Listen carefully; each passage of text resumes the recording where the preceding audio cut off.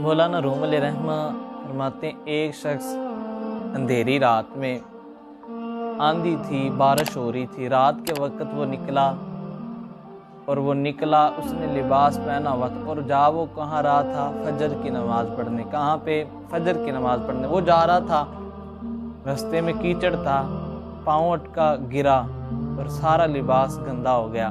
اب دوبارہ لوٹا، پھر گھر گیا، جا کے پھر لباس پہنا، باہر آیا تو پھر گرا، پھر لباس خراب ہو گیا، پھر چلے گیا۔ تیسری مرتبہ جا کے جب اس نے لباس اپنا دوبارہ چینج کیا تو بدل کر جب واپس لوٹنے لگا تو اس نے دیکھا اندھیری رات ہے، بارش ہو رہی ہے، ہوا چل رہی ہے۔ اب ایک شخص ہاتھ میں دیا لیے ہوئے کھڑا ہوا ہے اور اس نے اپنے اوپر ایک بڑی ساری چادر رکھی ہوئی ہے، اس نے دیا پکڑا ہوا ہے تو وہ اسے کہنے لگا آ تجھے میں مسجد تک چھوڑ کر آتا ہوں۔ اب یہ مسجد تک چھوڑنے کے لیے وہ اس کے آگے آگے چلتا رہا، یہ اس کی روشنی پہ پیچھے اس کے جاتا رہا۔ اب وہ اسے نماز کے لیے چھوڑ آیا۔ اب اس آدمی نے جا کر نماز پڑھی۔ نماز پڑھنے کے بعد وہ کافی دیر کے بعد، یعنی نماز اس نے پڑھی، اس کے بعد اس نے تلاوت کی، ذکر و اذکار کیا۔ کافی دیر کے بعد وہ واپس لوٹا تو وہ شخص کہتا ہے جب میں پہلے بار لوٹا تو میں نے دیکھا کہ وہ شخص ابھی بھی کھڑا ہوا ہے، وہی شخص جس نے دیے کی روشنی میں مجھے مسجد تک پہنچایا تھا، وہ شخص ابھی بھی رکا ہوا ہے۔ تو وہ مجھے پھر کہنے لگا آ تجھے میں چھوڑ کر آؤں۔ اب وہ چھوڑنے کے لیے پھر گھر تک آیا، ساتھ گھر چھوڑ کے گیا۔ وہ شخص کہتا ہے میں نے پوچھ ہی لیا، میں بڑا حیران تھا، یہ شخص میرے لیے اتنی دیر انتظار کرتا رہا، یہ آخر ہے کون؟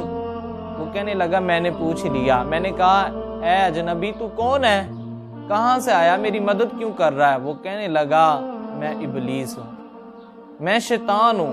وہ بڑا حیران ہوا، کہنے لگا ابلیس کا کام تو یہ ہے کہ وہ تو بے نمازی بناتا ہے، نماز سے روکتا ہے، نماز کی طرف جانے نہیں دیتا۔ وہ کام جن سے اللہ راضی ہو جاتا ہے ان کی طرف جانے نہیں دیتا، لیکن تو عجیب کام کر گیا، تو مجھے خود مسجد کی طرف چھوڑنے کے لیے گیا، پھر مسجد سے مجھے واپس بھی لا رہا ہے، یہ کیا معاملہ ہے؟ وہ کہنے لگا میرا کام تو یہی ہے کہ میں لوگوں کو نماز سے روکتا ہوں، میرا کام تو یہی ہے کہ میں ایسے کام جن سے رب راضی ہوتا ہے لوگوں کو ان سے دور کر دیتا ہوں۔ لیکن آج معاملہ کچھ اس کے برعکس ہے، آج معاملہ کچھ اور ہے۔ وہ شخص کہنے لگا کیا معاملہ ہے؟ تو وہ کہنے لگا معاملہ یہ ہے کہ جب تو نے پہلی مرتبہ تو مسجد کے لیے نماز پڑھنے کے لیے جا رہا تھا مسجد کی طرف، جب تو گرا تو تیرے لباس خراب ہو گیا، تیرا لباس تو گھر کی طرف لوٹا تو اللہ نے تیرے خاندان والوں کی بخشش کر دی۔ پھر جب تو دوبارہ لباس چینج کر کے واپس آیا، جب تو پھر گرا تو اللہ نے تیرے پچھلے سارے گناہوں کو معاف کر دیا۔ اب تیسری بار تو جب آیا تو میں نے کہا میں اسے چھوڑ آتا ہوں، کہیں ایسا نہ ہو کہ اللہ اس کے پورے گاؤں کی، اس کی پوری بستی کی بخشش کر دے۔